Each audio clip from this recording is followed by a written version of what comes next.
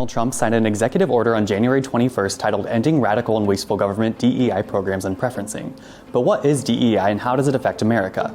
Let me explain. DEI represents diversity, equity, and inclusion programs and can take many forms. Its practice has been legally recognized since 1964 with the introduction of the Civil Rights Act, which outlawed discrimination based on race, color, religion, and sex. It was then amended by Lyndon B. Johnson in 1965 to fix a loophole that allowed discrimination within federal employment.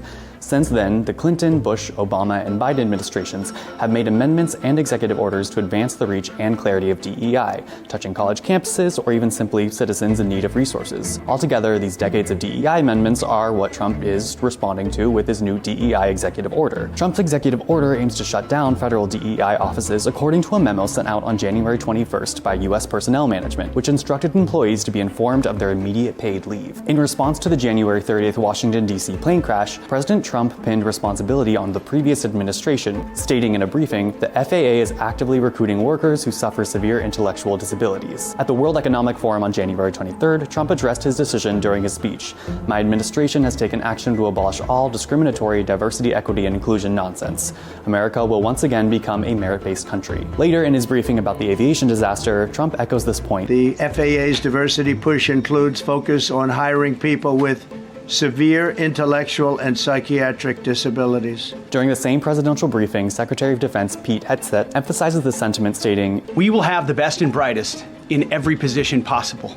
As you said in your inaugural, it is colorblind and merit-based.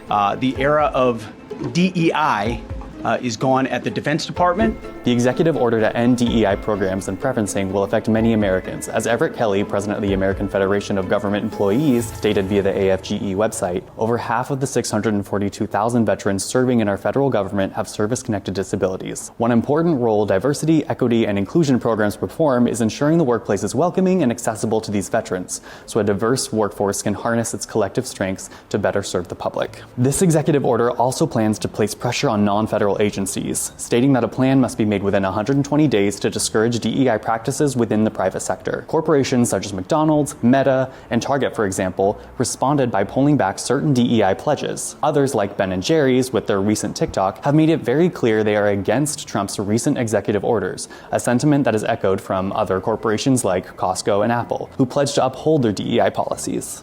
What do you think of Trump's executive order that aims to shut down federal DEI offices? Let us know in the comments.